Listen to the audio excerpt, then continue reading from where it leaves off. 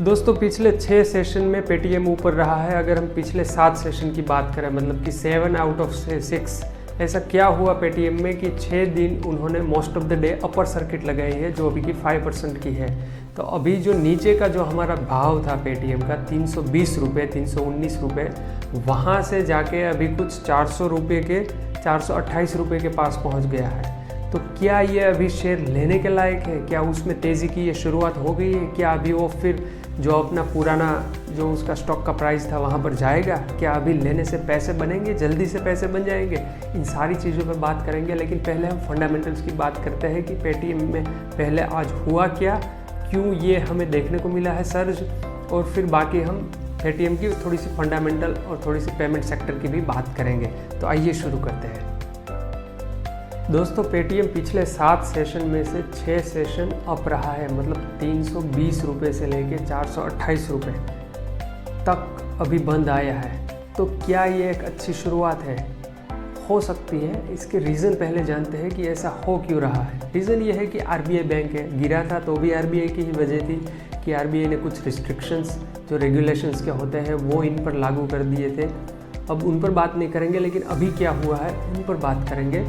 तो आरबीआई ने जो एनपीसीआई है, नेशनल पेमेंट्स रेगुलेटरी बैंक, अभी आरबीआई ने national payments corporation of India NPCI है, उनको एक एडवाइजरी की है कि आप जो पेटीएम है उसको क्या हम थर्ड पार्टी एक्सेस दे सकते हैं पेमेंट की, उसकी आप ज़रा जांच कीजिए। उन्होंने जो एप्लीकेशन की है उस पर कि क्या वो उसके लिए लायक है। ये जो ट्रैप होता है उसको क्या बोलते हैं, जो भी हमारे अभी जो थर्ड पार्टी ऐप है, मतलब कि जो डायरेक्ट बैंक नहीं है, वो जितनी भी कंपनियां पेमेंट प्रोसेस करती है उसके पास ये ट्रैप होता है, राइट।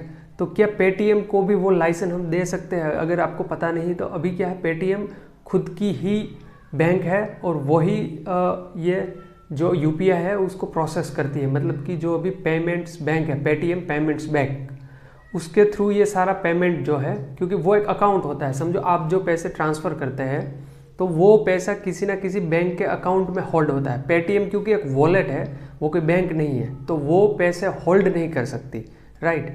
तो जो पेटीएम पेमेंट्स बैंक है, पेटीएम अलग है जो एक वॉलेट है, राइट, जिसको हम ऐप बोलते हैं, जिससे हम पैसे लेते हैं भेजते हैं, और दूसरा है पेमेंट्स बैंक।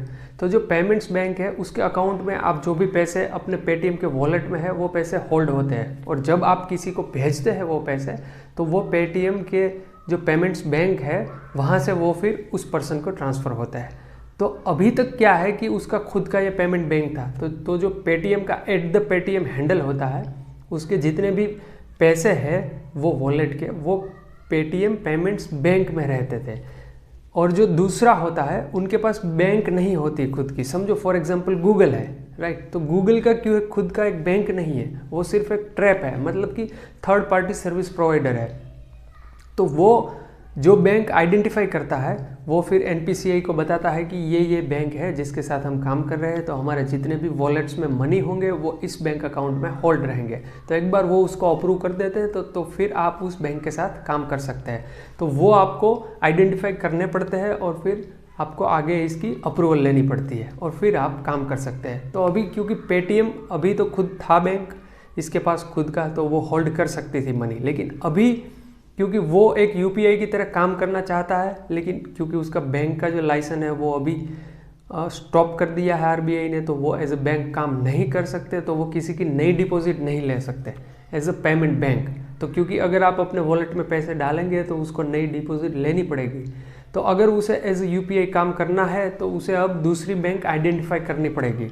तो एनपीसीआई को ये भी गाइड किया है आरबीआई ने कि आप ये भी देखिए कि ये जो बैंक आइडेंटिफाई करते हैं उसका जो भी ये जो यूपीआई का जो हमारा माइग्रेशन होगा इस बैंक से दूसरी बैंक, वो शिफ्ट हो, क्योंकि ऑलरेडी अभी जिनके पास यूपीआई के अकाउंट है उसके वॉलेट में पेमेंट है, तो वो क्योंकि ट्रांसफ़र करना पड़ेगा पूरा ये पेटीएम पेमेंट बैंक से। समझो फॉर एग्जांपल अगर वो कैनरा बैंक आइडेंटिफाई करते हैं या तो एक्सिस बैंक आइडेंटिफाई करते हैं, राइट, तो उसके अकाउंट में जाएगा ये सारा पैसा, मतलब Paytm payments bank to Axis bank for example, अगर वो एक्सिस बैंक को आइडेंटिफाई करते हैं। तो ये भी गाइड किया है कि वो भी आप चेक करें कि कस्टमर को प्रॉब्लम ना होनी चाहिए। जिनका अभी ऑलरेडी अकाउंट है पेटीएम में, जिनके पास वॉलेट में पैसे है, उनको कोई दिक्कत नहीं आनी चाहिए, ये सीमलेस ट्रांसफ़र होना चाहिए। ये भी एक एडवाइस किया है आरबीआई ने। तो अभी पेटीएम को अभी लाइसेंस मिला नहीं है, लेकिन आशा करते हैं, उनको ये आशा है कि उनको ये थर्ड पार्टी ऐप जो ट्रैप है उसका वो रेगुलेशन मिल जाएगा कि वो एज अ थर्ड पार्टी काम कर सकेंगे। जैसे हमारा गूगल है, फ़ोन पे है, राइट, और भी अमेज़न पे है, और भी बहुत सारे कुछ है जो काम करते हैं, उस तरह से वो भी काम कर सकते हैं, लेकिन उसके लिए थोड़ा टाइम लगेगा। लेकिन ये एक पॉजिटिव न्यूज़ है, क्योंकि सारा अभी तक बंद था, तो ये जो पॉजिटिव न्यूज़ आया है तो इसका रिफ्लेक्ट हमें मार्केट पे देखने को मिला है और एक पॉजिटिव मूव हमें देखने को मिला है। अब बात करते हैं मेन कि क्या हमें यहाँ से पेटीएम लेना चाहिए, क्या ये एक गुड एंट्री पॉइंट है, क्योंकि प्राइस अभी बहुत लो है। अगर आपको ना पता हो तो बता दूं, जो जनवरी 31 का जो जहाँ पे थी प्राइस, जहाँ पे पेटीएम का वैल्यूशन था, वहाँ से अगर हम आज की भी डेट देखें, अगर ये 6 दिन भी मिला ले, जो अप हुआ है 5% की सर्किट लगी है मोस्ट ऑफ द डेज, अगर उसको भी कंसिडर कर ले, फिर भी जो 31 जनवरी का जो मार्केट वैल्यूशन था पेटीएम का, उससे अभी 30% कम है। अभी भी इतना जो वैल्यूएशन है वो डाउन है। लेकिन जो यहाँ पे मेन बात है कि क्या अभी यहाँ पे लेने का फ़ायदा है, यहाँ से अपसाइड है, रिस्क कितना है, रिटर्न कितना है, कितने चांसेस हैं, राइट।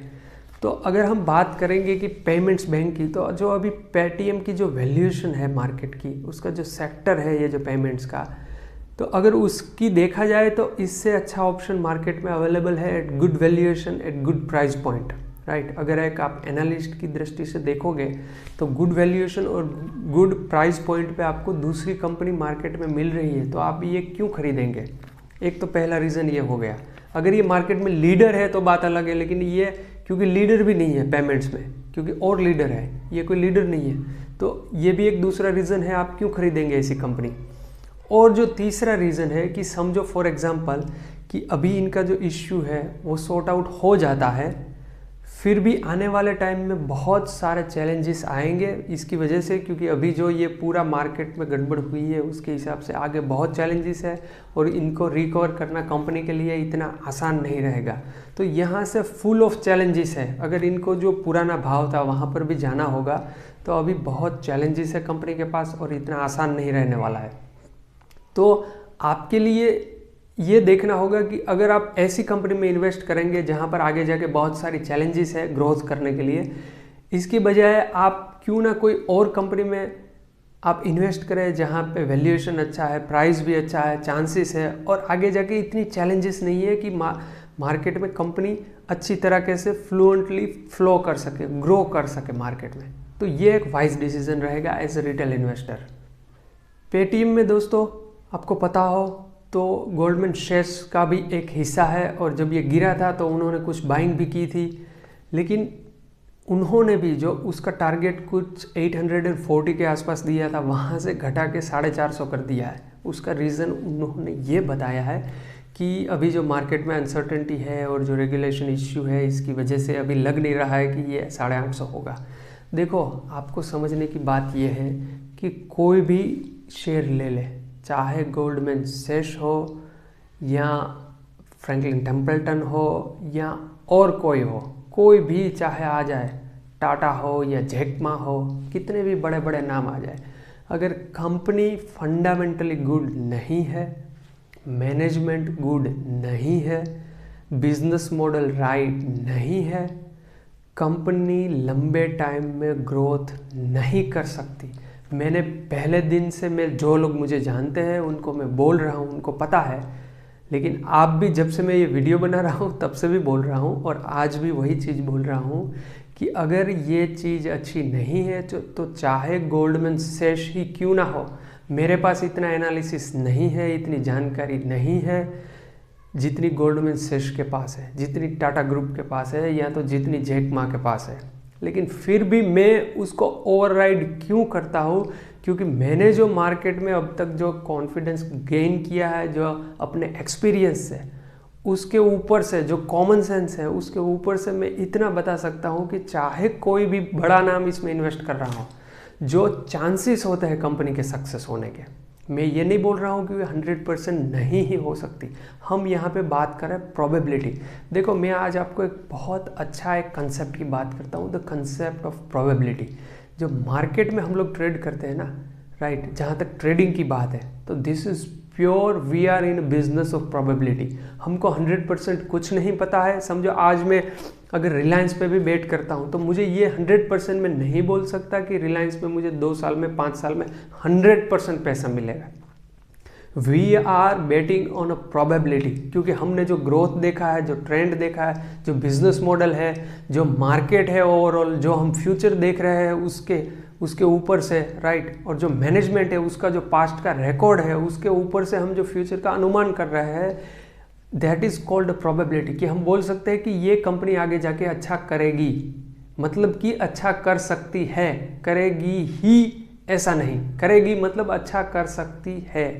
तो शेयर मार्केट में ट्रेडिंग एंड इन्वेस्टमेंट, ट्रेडिंग में ज़्यादा, इन्वेस्टमेंट में थोड़ा कम, it is a game of probability, right.